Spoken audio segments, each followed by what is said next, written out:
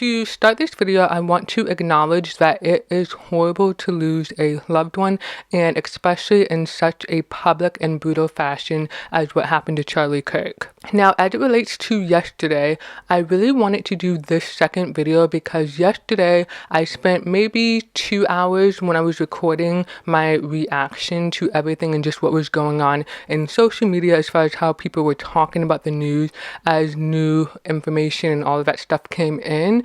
And what I saw a lot of was people either giving really nice comments and leaving really nice messages on social media about Charlie Kirk, but then on the other end, there were a lot of people who were just celebrating this moment. They were really excited that something like this happened.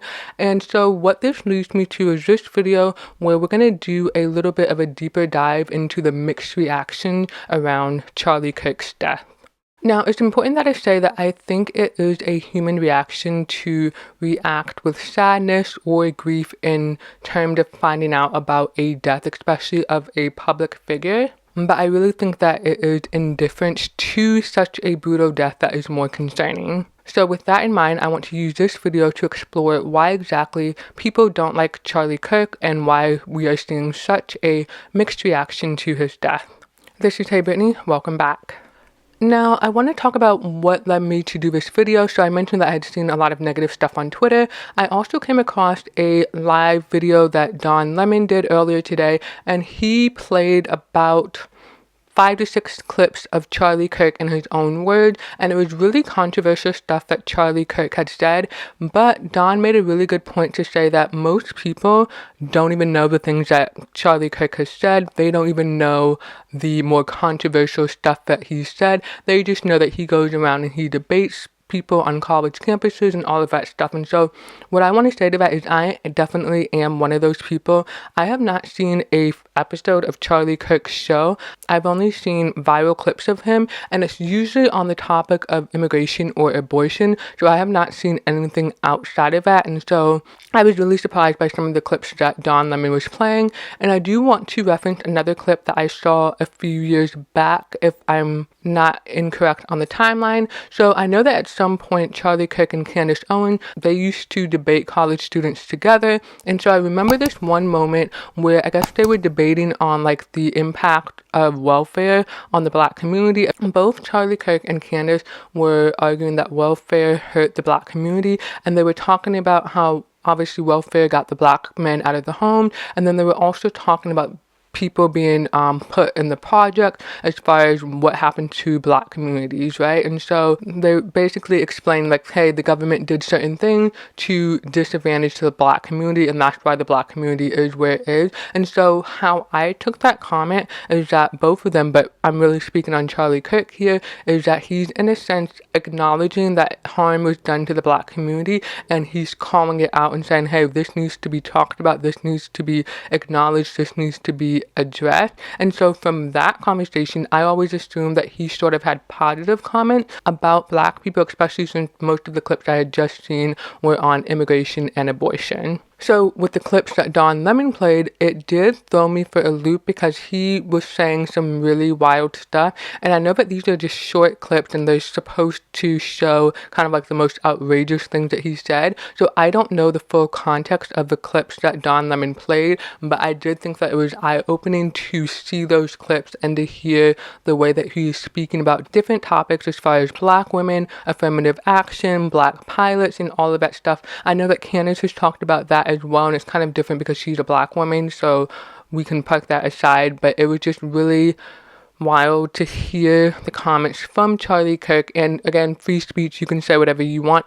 Me personally, I would not feel comfortable saying that kind of stuff because I want to value all human life. I want to focus on the things I have in common with people versus the differences. So if there is someone that I disagree with, I can disagree with them. I cannot want to be around them. I can dislike them, I can hate them, but I would never want them to encounter violence or be harmed because they have a different opinion than me. And the other thing that I noticed from like the clips that I had seen on immigration and abortion, when Charlie Kirk was on these college campuses debating students, the energy there, at least from the clips that I saw, were very different from the clips that Don Lemon played, where he's on his own show, he's in his comfort zone and all of that stuff, and he may be, I don't know if he plays it up a little bit more, but he is, I guess, more provocative when he's saying stuff on his own show or when he's going on to other people's shows.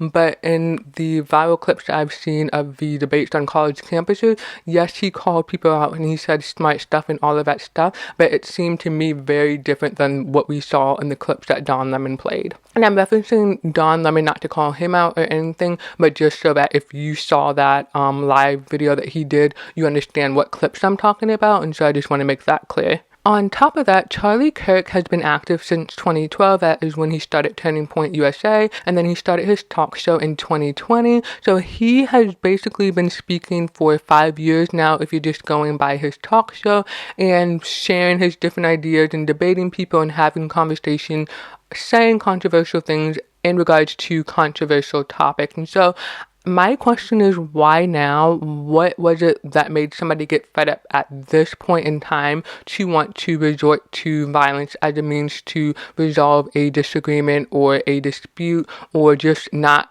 appreciating the way that one particular person is talking either about certain topics or a specific group of people? And so I am curious about why this is happening now. What was the catalyst to make all of this happen? So I know in my video from yesterday, I talked about how we were saying that, you know, mainstream media and the way that they were talking about Charlie Kirk, the Irina Zaruska stabbing and all of that stuff may have played a role, but he was getting a lot of publicity around this time. So I don't know if it's really just that situation or if there's other stuff going on that led to all of this happening. And so I know that there are some theories out there, but I don't want to focus on that in this video.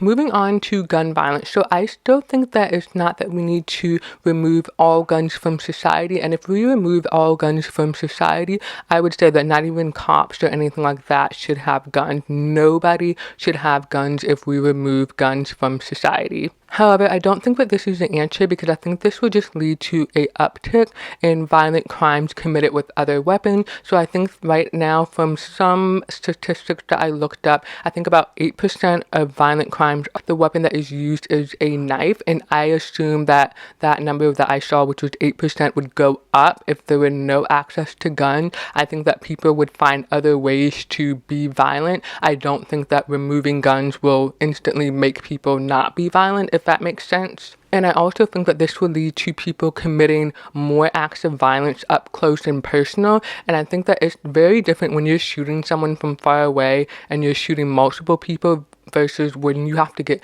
up close to someone and actually stab them with a knife or whatever it is that you are doing to attack them. And I don't really want to talk about that situation too much, but I just think that when you take guns out of the equation, it's not going to remove or eliminate violence, and people are just going to pick up other weapons to continue attacking people and assaulting people. Now, it can be argued that removing guns from society will eliminate mass shootings in situations where there are multiple victims. If you're saying that, then I can understand the argument. But if you're saying that by removing all guns from society, there will be no more violence, I don't think that that's the case. Now, let's get into why Charlie Kirk's death is hitting so hard right now. So I do not know Charlie. I've never met him. So I am really going off of what I've seen of him in terms of his public persona. And in terms of what happened to him, just seeing the footage of it and how brutal it was, I'm a very sensitive person and I don't like seeing graphic violence. And I was really nauseous yesterday as I kept finding out more information as I was just scrolling through Twitter, seeing all of the different reactions, and the video kept circulating and showing up in different posts, so I was constantly exposed to it, and that just made me feel really horrible about the situation. And when I talk about the situation, I'm reacting to the death of someone, I'm reacting to the public display of violence. So yes, it is connected to Charlie Kirk, but it's also just connected to the fact that someone was killed in such a brutal way for multiple people, for many people to witness, and there's a trauma associated with that when you see someone be killed. If you've never seen someone killed and this was your first time seeing it and it was out of the blue, you weren't expecting it, that does something to you because you're in this moment where you think you're in a safe space, you're going through your normal routine, you don't expect anything crazy to happen, and then you hear this news or you see this happen if you were watching live in person or if it was streaming and you were watching and following along. And so there is a trauma associated with that when you see the public execution of someone in this manner. Now, I don't expect to be able to answer all of the questions that I have in this video, but I do want to explore why the death of a public figure gets so much attention compared to a private citizen who experiences violence like Charlie did, and it doesn't get talked about as much. And I want to do this especially when the public figure is someone who is controversial and it leads to the mixed reactions that we're seeing today. And with that lens, I think at times it's more about what happened to the person and what the person means to you than the actual person himself or herself. It's more about what they represent and how you react and how you perceive death in general. So to continue on with public figures, I did see that Chris Cuomo had PBD on his show to talk about everything that happened, and I think this was earlier today, and PBD brought up the comparison of how everyone was reacting to what happened to Charlie Kirk as the reaction that Kobe Bryant got. He was saying that when people found out about what happened to Kobe Bryant, the basketball community basically stopped, it shut down. We all reacted in such a horrified way to find out about how he died in the helicopter crash, because again, you're not expecting something like that to happen when you're living your day-to-day life. You're expecting to go through your normal routine and not really have anything that is so out of left field to knock you off balance, and then also having to deal with the feelings that come along with learning about such a tragic event. Now, one thing that I did not pick up on when PBB said this, I think it's super interesting that he said that the basketball world stopped, because I think that that is so important here, because people don't realize that with politics, our world at one point used to be dominated by politics, where that was the everyday conversation that people were having. And so when you think about Charlie Kirk and what happened to him in politics, politics is not just limited to a certain group of people or a small percentage of society.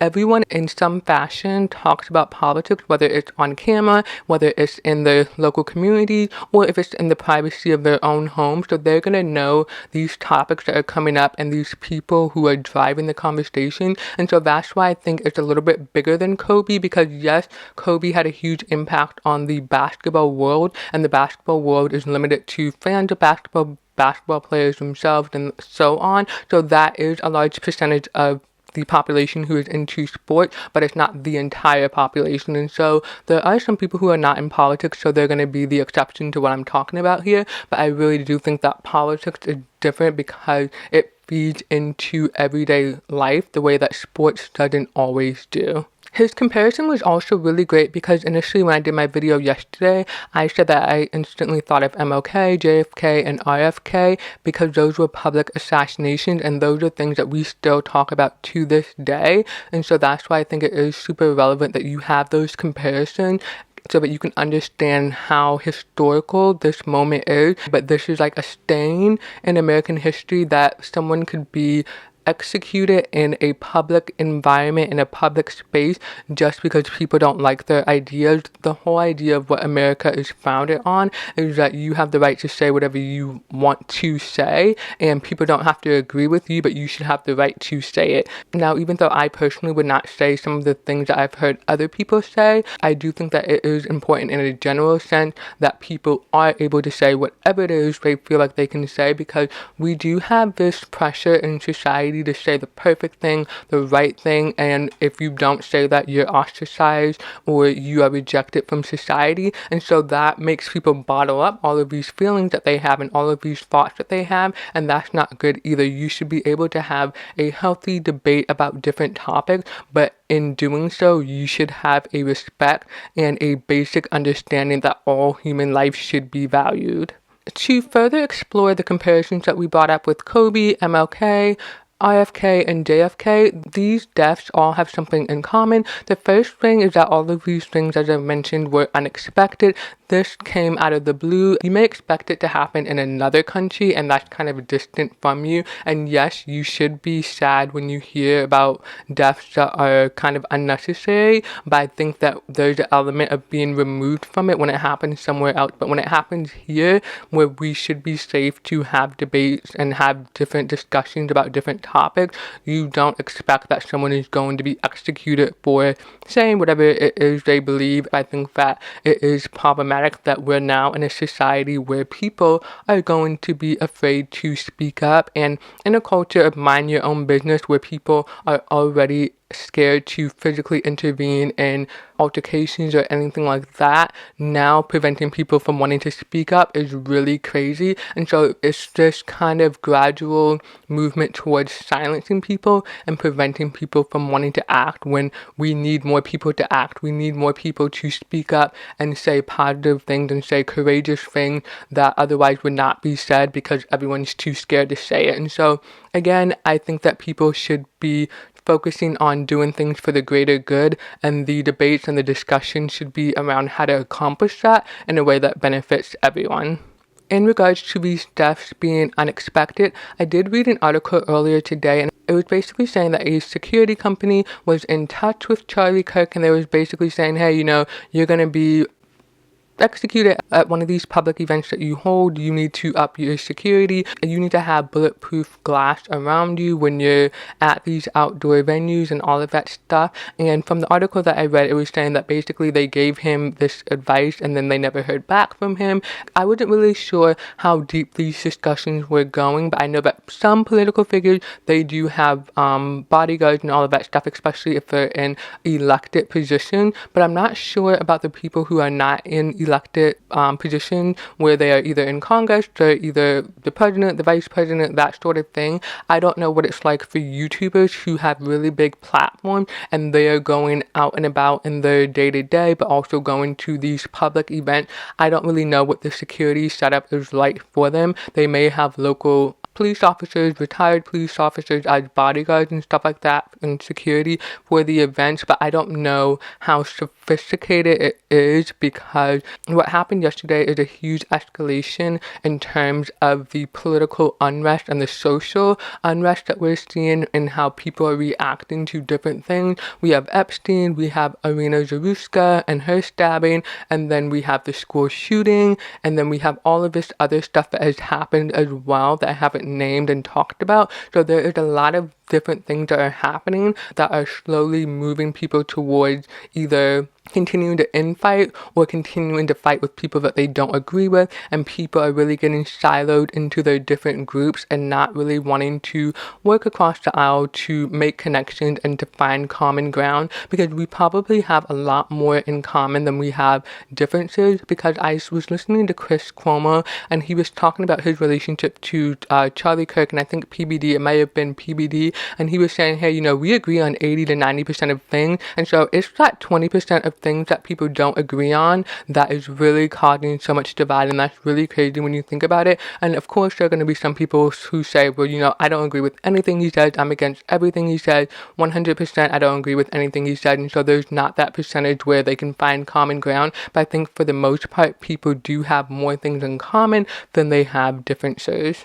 Now, getting into the second thing that I think these deaths of Charlie Kirk, MLK, JFK, and RFK and Kobe Bryant have in common is that these deaths represent something bigger than the person who is no longer here. So you may not like the people that I mentioned or anyone else who's had such a public death, but you can appreciate the fact that they do have an impact on society, whether you think that that is a good impact or a bad impact. And the third thing in regards to why for public figures their deaths seem to get a lot more attention than private citizens who have been attacked in such a similar fashion, it's really because with public figures you get so much exposure to what happened to them. Like, for example, we still talk about what happened to JFK and RFK, and that happened in the 60s, right? And so you can see how when public figures have such a public death, it's still resonates generations and years, decades later. And so it is important to recognize that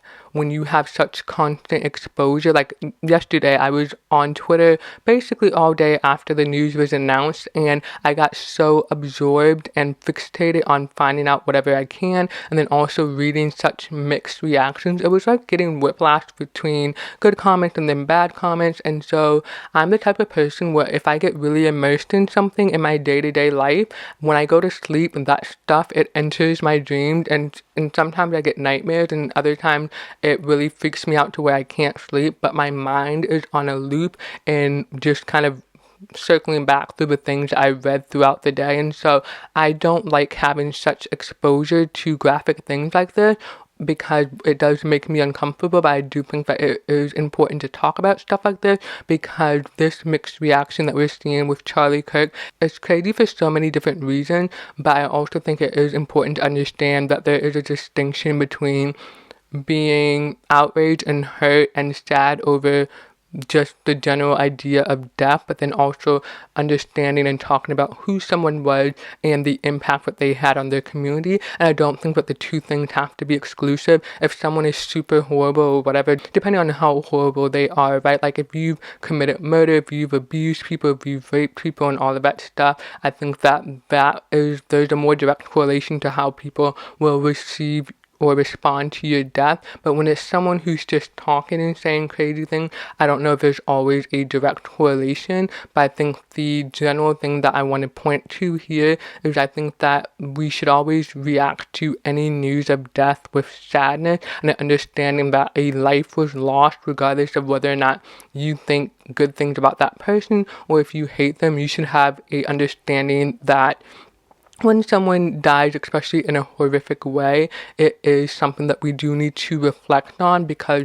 that speaks volumes about the society that we're living in when you have people who die in such a way where it is imposed on them and forced on them by somebody else, because obviously that was not his time to die. Someone else made that happen. And so I think that it really is important to talk about people inflicting their will of sorts on somebody else and making these things happen that otherwise wouldn't have happened. So I really do think that that is important to talk about.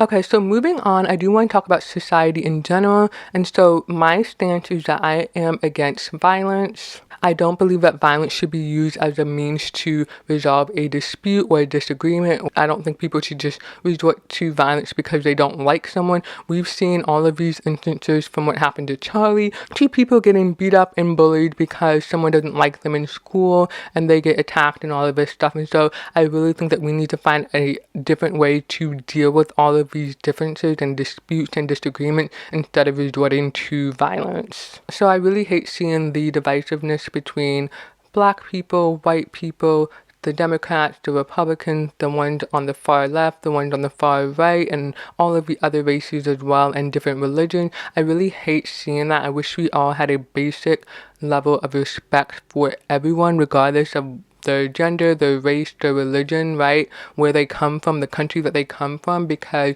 when we put a value on different people or different groups of people, we make it so easy to justify treating them in inhumane ways when that really should not be the case. If you don't like someone, or if you don't like the way they think, you can acknowledge that and then just kind of not deal with them anymore. You don't have to wish harm on them or actually carry out acts of violence against them simply because you disagree with the way that they live or the things that they say. You can confront them about that in a discussion-based conversation without resorting to violence. And this leads me into the other thing that I wanted to talk about, because Chris Cuomo brought this up. And so obviously when I was going through Twitter yesterday, I saw a lot of people leaving really nice comments and saying nice things about Charlie Kirk. And that's obviously what you're supposed to do when something like this happens. Even if it's not a public figure or a celebrity, when someone in your local community dies or your family members die, you usually say really nice things about them. And I think Chris Cuomo was really honest here, and he said, there are some people who are just saying that basically to be polite or because it's the right thing to do, but it's also not the right thing to do if you don't mean it. But I would never sit here and say that you should celebrate someone's death, because that's just really crazy and wild, because we've been seeing reports of people getting fired for the comments that they've made. And so I really don't think that you should be responding to brutal acts of violence in a celebratory way, because that is someone who lost their life. You should always value human life regardless of whose life it is, because at some moment in time you will lose your life, and when you lose your life you should be thinking about what people will say about you. How do you want people to talk about you when you leave? What are the things that you've done that have made people either hate you or not like you, or who will openly disparage you when you pass because of whatever the experience is with you? And so I don't want to be super morbid, but I also think it is important to, one, push the ball forward in a way that still values all human life, but to also think about the legacy that you want to leave behind. You have to find a balance. You have to find a way to be progressive and really change things for the better for everyone, while also making people uncomfortable while you do that. So to wrap up this video, we've talked about quite a lot, and I really just want to leave it here. Feel free to continue the discussion in the comment section below. Thank you for watching, and I'll see you in the next one.